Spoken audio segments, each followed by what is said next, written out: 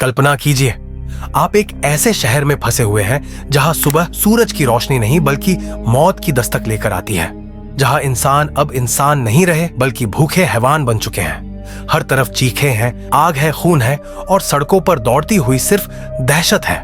पूरा शहर मौत के साए में सांस ले रहा है और हर गुजरते पल के साथ एक और जिंदा इंसान ज़ॉम्बी में बदल रहा है। सरकार गिर चुकी है, सेना हार मान चुकी है, कोई इलाज नहीं, कोई कानून नहीं और अब कोई भी जगह सुरक्षित नहीं बची है। यह कहानी है उस दुनिया की जहां जिंदा रहना किसी चमत्कार से कम नहीं और इंसान होना ही सबसे बड़ा खतरा बन चुका है। दोस्तों, अगर आपको थ्रिलर और ज़ॉम्बी फिल्मों की यह खौफनाक और सिनेमैटिक दुनिया पसंद है तो आप बिल्कुल सही जगह आए हैं। ऐसी ही और धमाकेदार मूवी एक्सप्लेनेशन के लिए चैनल को अभी सब्सक्राइब कर लीजिए और चलिए बिना वक्त गंवाए इस डरावनी कहानी की शुरुआत करते हैं। कहानी शुरू होती है एक बिल्कुल शांत अस्पताल से, जहां आधी रात के सन्नाटे में एक डॉक्टर अचानक रुक जाता है। उसकी नजर एक एक्सरे रिपोर्ट पर टिक जाती है। रिपोर्ट सिर्फ हाथ पर काटने की चोट की होती है, लेकिन उसके बावजूद पूरे शरीर का स्कैन कराया गया होता है। डॉक्टर को कुछ ठीक नहीं लगता। वह तुरंत नर्स आना से कहता है कि जाकर उस मरीज को देखो। जब सिस्टम में फाइल खोलती है तो उसके चेहरे का रंग उड़ जाता है, क्योंकि उस आदमी को सीधे आईसीयू में भेज दिया गया होता है। सिर्फ एक छोटे से काटने के लिए आना के दिल में डर बैठ जाता है, लेकिन वह सवाल पूछे बिना अपनी शिफ्ट पूरी करती है और घर लौट जाती है। घर पर उसका पति लुइस उसका इंतजार कर रहा होता है। दोनों साथ बैठते हैं, बातें करते हैं और कुछ सुकून के पल बिताते हैं, लेकिन उन्हें जरा भी अंदाजा नहीं होता कि उसी वक्त टीवी पर एक इमरजेंसी अलर्ट लगातार चल रहा है, जिसे कोई देख नहीं रहा।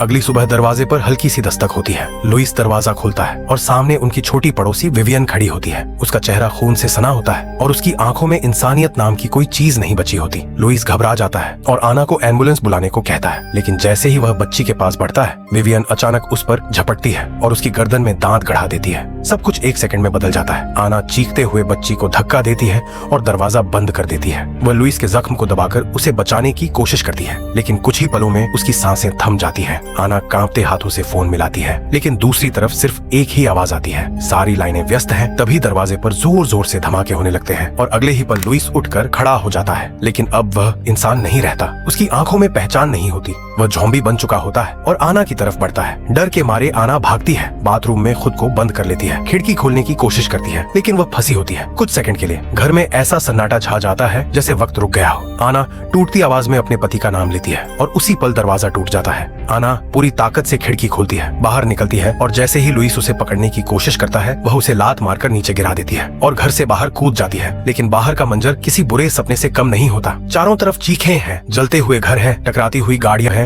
और आसमान तक गूंजते धमाकों की आवाज है। आना मदद मांगती है, लेकिन एक पड़ोसी डर और पागलपन में उस पर बंदूक तान देता है। तभी एक तेज रफ्तार एम्बुलेंस बिना रुके लोगों को कुचलती हुई निकल जाती है। आना देखती है कि उसका पति, जो अब पूरी तरह ज़ॉम्बी बन चुका है, घर से बाहर निकल आया है। डर के मारे वह तुरंत अपनी कार में बैठती है। लुइस कार पर कूदता है, शीशा तोड़ने लगता है, लेकिन आना किसी तरह इंजन स्टार्ट करती है और पूरी रफ्तार से गाड़ी भगा देती है। झटके में लुइस सड़क पर गिर जाता है। पूरा शहर अब तबाही में बदल चुका होता है। सड़कें जाम हैं, लोग पागलों की तरह भाग रहे हैं। रेडियो पर बार बार चेतावनी दी जा रही है कि लोग अपने घरों में रहें, क्योंकि हालात पूरी तरह काबू से बाहर हो चुके हैं। आना किसी तरह हाईवे तक पहुंचती है, जहां आग और धुआं चारों तरफ फैला होता है। तभी एक आदमी जबरदस्ती उसकी कार में घुसने की कोशिश करता है। हाथापाई होती है और गाड़ी पेड़ से टकरा जाती है। आना बेहोश हो जाती है। जब उसे होश आता है तो सामने बंदूक लिए एक पुलिस अफसर खड़ा होता है। वह कहता है, कुछ बोलो ताकि मुझे यकीन हो जाए कि तुम इंसान हो। उसका नाम कैनेथ होता है। आना बोलती है और दोनों साथ आगे बढ़ते हैं। रास्ते में उन्हें कुछ और बचे हुए लोग मिलते हैं। सबकी कहानी एक जैसी होती है। हर रास्ता बंद है, हर तरफ सिर्फ ज़ॉम्बी है। आखिर सब मिलकर एक फैसला करते हैं। अब आखिरी उम्मीद सिर्फ एक ही है। यही वे मॉल का दरवाजा तोड़ने की कोशिश करते हैं। पीछे से ज़ॉम्बियों का झुंड उनकी तरफ बढ़ने लगता है। हालात बिगड़ते देख कैनेथ गोली मारकर ताला तोड़ देता है और सब किसी तरह अंदर घुस जाते हैं। आखिरी पल में एक ज़ॉम्बी दरवाजा पकड़ लेता है, लेकिन उसे पूरी ताकत से लात मारकर बाहर धकेल दिया जाता है। अंदर पहुंचते ही सब लाइट्स ऑन करते हैं और पूरी जगह रोशनी से भर जाती है, लेकिन फोन बिल्कुल काम नहीं कर रहे होते। तभी उन्हें एहसास होता है कि वे एक ऐसे स्टोर में फंसे हैं जिसके सारे दरवाजे बंद हैं। बाहर निकलने का कोई रास्ता नहीं दिखता। मजबूरी में वे टॉयलेट का कुमोड उठाकर शीशे पर पूरी ताकत से फेंकते हैं। कांच टूटता है और किसी तरह सब मॉल के अंदर पहुंच जाते हैं। आना पास के फाउंटेन में जाकर अपने हाथों और कपड़ों से खून साफ करती जाती है, जबकि बाकी लोग मॉल की जांच शुरू कर देते हैं। फ्रंट गेट्स पूरी तरह बंद होते हैं, इसीलिए आंद्रे और माइकल दूसरे रास्ते देखने निकलते हैं। पीछे की तरफ जाते हुए आंद्रे एक मोटे शीशे के पीछे फंसे ज़ॉम्बी को देखकर डर जाता है, लेकिन राहत मिलती है जब पता चलता है कि ग्लास पूरी तरह मजबूत है। दूसरी तरफ आर्केड एरिया में माइकल एक गेम मशीन से भारी हथौड़ा उठाता है और आवाजों की दिशा में बढ़ता है। तभी अचानक एक ज़ॉम्बी छलांग लगाकर उस पर टूट पड़ता है। दोनों के बीच भयानक संघर्ष होता है। हथौड़ा टूटकर गिर जाता है, लेकिन माइकल टूटे हुए हैंडल से ज़ॉम्बी के सिर में जोरदार वार करता है और उसे मार गिराता है। उसी वक्त मेन एंट्रेंस पर एक ज़ॉम्बी आंद्रे की गर्भवती पत्नी लूडा पर हमला कर देता है। केनेथ तुरंत आगे बढ़कर गोली मारता है, लेकिन लड़ाई में वही ज़ॉम्बी उस पर टूट पड़ता है और उसे फाउंटेन में गिरा देता है। केनेथ का हाथ घायल हो जाता है। हालात बिगड़ते देख आना जमीन पर पड़ी उसकी बंदूक उठाती है और ज़ॉम्बी पर फायर करती है। गोली उसके कंधे में लगती है और इतना ही काफी होता है कि सबको भागने का मौका मिल जाए। तीनों दौड़ते हुए बाकी ग्रुप से मिलते हैं और एलिवेटर में कूद जाते हैं। जैसे ही वे ऊपर वाले फ्लोर पर पहुंचते हैं, सामने 3 हथियारबंद गार्ड खड़े होते हैं जो बंदूक तानकर कहते हैं कि यह मॉल अब उनका है। थोड़ी बहस के बाद आना उन्हें मना लेती है कि वे लोग मॉल में रह सकते हैं, लेकिन बदले में गार्ड उनकी सारी हथियारें जब्त कर लेते हैं। अब सब मॉल में लगे टीवी पर देखते हैं कि पूरी दुनिया तबाही और मौत में डूब चुकी है। वहीं से उन्हें पता चलता है कि ज़ॉम्बी को मारने का सिर्फ एक ही तरीका है, उसके दिमाग पर वार करना। तभी टीवी पर बताया जाता है कि फोर्ट पास्टर अभी भी सुरक्षित है। ये सुनते ही केनेथ चौंक जाता है, क्योंकि वहाँ उसका भाई काम करता है। दूसरी तरफ आंद्रे अपनी पत्नी लूडा को बाथरूम में ले जाता है, जहाँ उसे उसके हाथ पर काटने का निशान दिखता है, लेकिन वह उसे मामूली समझकर नजरअंदाज कर देता है। इसी बीच आना फर्स्ट एड किट ढूंढते हुए टूट जाती है, लेकिन खुद को संभाल कर केनेथ के जख्म पर पट्टी बांधती है। माइकल सुझाव देता है कि मॉल के कमजोर हिस्सों को बंद किया जाए और छत पर बड़ा सा SOS साइन बनाया जाए। नीचे गार्ड्स को फाउंटेन में पड़ा एक हिलता हुआ ज़ॉम्बी दिखता है, जो कभी उन्हीं का साथी था। मजबूरी में वे उसे मार देते हैं और मॉल में बचे ज़ॉम्बीज को खत्म कर देते हैं। उनकी लाशें छत से नीचे फेंक दी जाती है। छत से पूरा शहर दिखता है, हर तरफ सिर्फ ज़ॉम्बी होते हैं। तभी दूर से गोलियों की आवाज आती है। बाइनाकुलर से देखने पर सामने गन स्टोर की छत पर एक आदमी दिखता है, एंडडी। वह बोर्ड उठाकर दिखाता है जिस पर लिखा होता है, मैं अकेला हूँ। तभी एक हेलीकॉप्टर ऊपर से गुजरता है। सब लोग हाथ हिलाते हैं, लेकिन हेलीकॉप्टर बिना रुके आगे निकल जाता है। रात होते ही गार्ड्स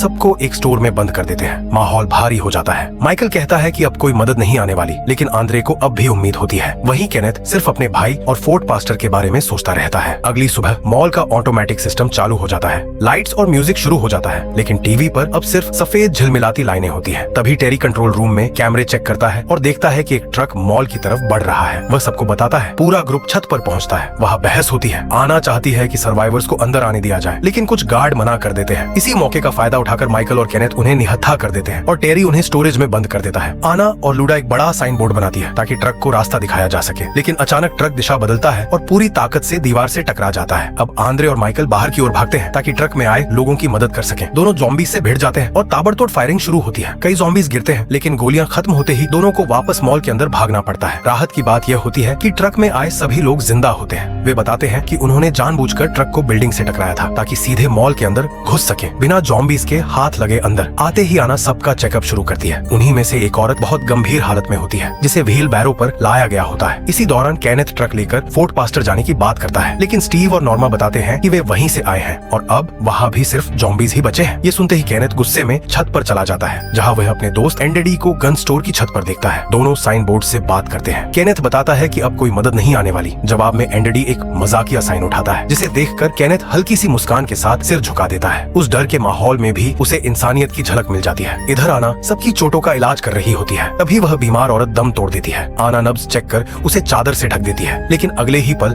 वह औरत उठ बैठती है। अब वह ज़ॉम्बी बन चुकी होती है। लोग घबरा जाते हैं, लेकिन आना हिम्मत दिखाकर लोहे की छड़ से उसकी आंख में वार कर देती है और उसे खत्म कर देती है। आना सबको बता देती है कि ज़ॉम्बी बनने की वजह सिर्फ काटा जाना है। तभी पता चलता है कि फ्रैंक को भी काट लिया गया है। आना उसे अलग करने की बात करती है, लेकिन माइकल और केनेथ मानते हैं कि देर करना खतरे से खाली नहीं आना। फ्रैंक को चेतावनी देती है। उसकी बेटी निकोल रोते हुए अपने पिता को बचाने की गुहार लगाती है, लेकिन फैसला बदलता नहीं। फ्रैंक को आखिरी बार बेटी से मिलने दिया जाता है और फिर केनेथ उसे बंद कमरे में ले जाकर जैसे ही वह बदलता है गोली मार देता है। कुछ दिन बीतते हैं। लोग मॉल में खुद को व्यस्त रखने लगते हैं। केनेथ और एंडेडी साइन बोर्ड पर शतरंज खेलते हैं। आना और माइकल साथ में फिल्म देखते हैं। टेरी और निकोल छत पर तारों को देखते हैं, जबकि स्टीव मोनिका के साथ समय बिताता है और छत से गोल्फ खेलता है। मॉल के बाहर ज़ॉम्बीज की भीड़ बढ़ती जाती है और एंडेडी सटीक निशाने से उन्हें गिराता रहता है। एक रात सब साथ बैठकर खाना खा रहे होते हैं। तभी अचानक पूरे मॉल की बिजली चली जाती है। उधर आंद्रे अपनी बीमार पत्नी लूडा के पास भागता है, जिसे उसने बिस्तर से बांध रखा होता है। उसी वक्त कुछ लोग जनरेटर ठीक करने बेसमेंट जाते हैं। खून के निशान और अंधेरे में हलचल दिखती है, लेकिन सामने सिर्फ एक कुत्ता निकलता है। सब राहत की सांस लेते हैं। तभी अचानक ऊपर से एक ज़ॉम्बी कूदता है और बाट की गर्दन काट लेता है। बाकी ज़ॉम्बीज टूट पड़ते हैं। लोग जान बचाकर भागते हैं, लेकिन बाट को नहीं बचाया जा पाता। माइकल और केनेथ गेट बंद कर देते हैं। गोलियां तेजी से खत्म होने लगती हैं। तभी माइकल जॉम्बीज पर पेट्रोल डाल देता है और सीजे लाइटर फेंकता है। जोरदार धमाके में सारे जॉम्बीज जलकर खत्म हो जाते हैं। उधर लूडा अपनी आखिरी सांस ले रही होती है। आंद्रे उसे प्यार से चूमता है। तभी देखता है कि बच्चा अभी भी हिल रहा है, लेकिन लूडा जॉम्बी बन चुकी होती है। आंद्रे उसके मुंह पर बेल्ट बांध देता है और उसी हालत में बच्चा पैदा होता है। तभी नॉर्मा वहाँ पहुँचती है और बिना सोचे लूडा को गोली मार देती है। गुस्से में आंद्रे पलटकर फायर करता है। दोनों की वहीं मौत हो जाती है। आवाज सुनकर सब कमरे में पहुँचते हैं। नॉर्मा आखिरी सांस ले रही होती है, लेकिन आना उसे मारने से रोक देती है। तभी सबकी नजर बच्चे पर जाती है और रोंगटे खड़े हो जाते हैं। बच्ची भी ज़ॉम्बी बन चुकी होती है। मजबूरी में आना और बाकी लोग उसे भी खत्म कर देते हैं ताकि वह किसी को नुकसान न पहुंचा सके। तभी केनेथ कहता है कि यहाँ बैठकर मौत का इंतजार करना खुद मरने से भी ज्यादा डरावना है। उसी वक्त माइकल बताता है कि उसने गैराज में 2 बसें देखी हैं, जिन्हें मजबूत बनाकर वे लोग यहाँ से निकल सकते हैं। स्टीव हंसते हुए कहता है कि वह तो अपनी नाव से जाएगा, लेकिन तभी सबको एक नया ख्याल आता है। अगर किसी द्वीप पर पहुंचा जाए तो शायद वहाँ ज़ॉम्बी ना हो। यही सोच सबको एक नई उम्मीद दे देती है। इसके बाद पूरा ग्रुप मॉल के औजारों और मशीनों से बसों को मजबूत करने में जुट जाता है। दिन रात मेहनत होती है। हर कोई जानता है कि यही आखिरी मौका है। अब तय होता है कि जाते वक्त एंडडी को भी साथ लिया जाएगा, क्योंकि उसके पास हथियारों का अच्छा स्टॉक है। केनेथ साइन बोर्ड से उसे प्लान बताता है, लेकिन जवाब में एंडडी सिर्फ एक शब्द लिखता है, हंग्री। यह देखकर केनेथ समझ जाता है कि उसका दोस्त अब बहुत कमजोर हो चुका है। टीम सोचती है कि अगर उसे खाना नहीं पहुंचाया गया तो वह जिंदा नहीं रहेगा। तभी किसी को याद आता है कि ज़ॉम्बी कभी उस कुत्ते पर हमला नहीं करते थे। बस यहीं से एक नया प्लान बनता है। कुत्ते के जरिए एंडडी तक खाना और रेडियो भेजा जाएगा और सच में प्लान काम कर जाता है। कुत्ता ज़ॉम्बीज के बीच से बिना किसी नुकसान के निकल जाता है, लेकिन जैसे ही एंडडी दरवाजा खोलता है, कुछ ज़ॉम्बी अंदर हाथ डालने की कोशिश करते हैं। एंडडी तुरंत गोली चलाकर दरवाजा बंद कर देता है, मगर तब तक बहुत देर हो चुकी होती है। रेडियो पर उसकी आवाज आती है, मुझे काट लिया गया है। ये सुनते ही निकोल टूट जाती है। वह किसी की नहीं सुनती और अकेले ही ट्रक लेकर गन स्टोर की तरफ निकल जाती है। अपने कुत्ते को बचाने के लिए वह ट्रक दुकान के सामने रोककर अंदर भागती है, जबकि बाहर सैकड़ों ज़ॉम्बी ट्रक पर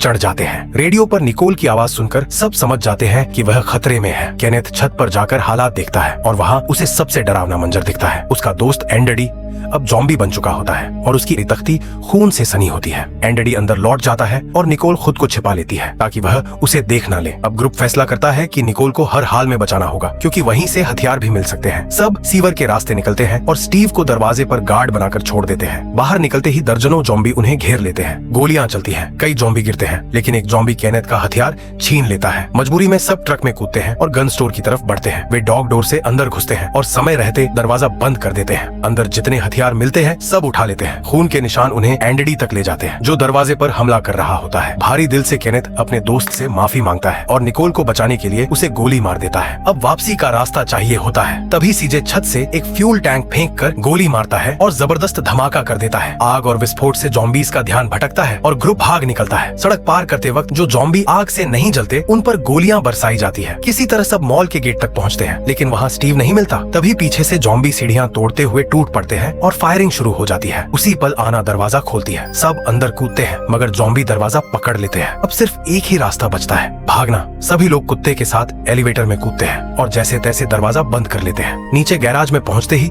स्टीव मिल जाता है, जो छिपा हुआ था। ग्रुप 2 हिस्सों में बंटता है और दोनों बसों में बैठकर गेट तोड़ते हुए बाहर निकलता है, लेकिन बाहर हजारों ज़ॉम्बी बसों को घेर लेते हैं। खिड़कियों से फायरिंग होती है। स्टीव चैंसो लेकर ज़ॉम्बीज पर टूट पड़ता है। भीड़ बढ़ती है तो सीजे फिर एक फ्यूल टैंक उड़ा देता है। रास्ता साफ होता है, बसें दौड़ पड़ती हैं। तभी एक ज़ॉम्बी बस से लटक जाता है। उसे गिराने की कोशिश में संतुलन बिगड़ता है। चैंसो मोनिका पर गिरती है और बस पलट जाती है। दूसरी बस लौटती है, लेकिन स्टीव भागते वक्त ज़ॉम्बी का शिकार बन जाता है। आना देखती है कि मोनिका और ग्लेन मर चुके हैं। तभी स्टीव ज़ॉम्बी बनकर उठता है और आना उसे गोली मार देती है। बाकी लोग कवर देते हैं ताकि आना उसकी लाश से बोट की चाबियां निकाल सके। सीजे आखिरी बार ज़ॉम्बीज को उड़ाता है और बस घाट तक पहुंचती है। सब बोट की तरफ भागते हैं। इसी बीच माइकल बताता है कि उसे काट लिया गया है। आना रो पड़ती है, लेकिन माइकल मुस्कुराकर अलविदा कहता है और बोट को आगे धकेल देता है। सुरक्षित दूरी पर पहुंचते ही वह खुद को गोली मार लेता है। आखिर में सिर्फ आना, केनेथ, निकोल, टेरी और कुत्ता बचते हैं। वे समंदर में निकल जाते हैं। रास्ते में एक नाव मिलती है, लेकिन उसमें ज़ॉम्बी होता है जिसे मार दिया जाता है। कई दिनों बाद जब ईंधन खत्म होता है, वे एक द्वीप पर पहुंचते हैं। उम्मीद के साथ उतरते हैं, मगर अगले ही पल समझ आ जाता है कि वहाँ भी ज़ॉम्बीज हैं और इसी डरावने सच के साथ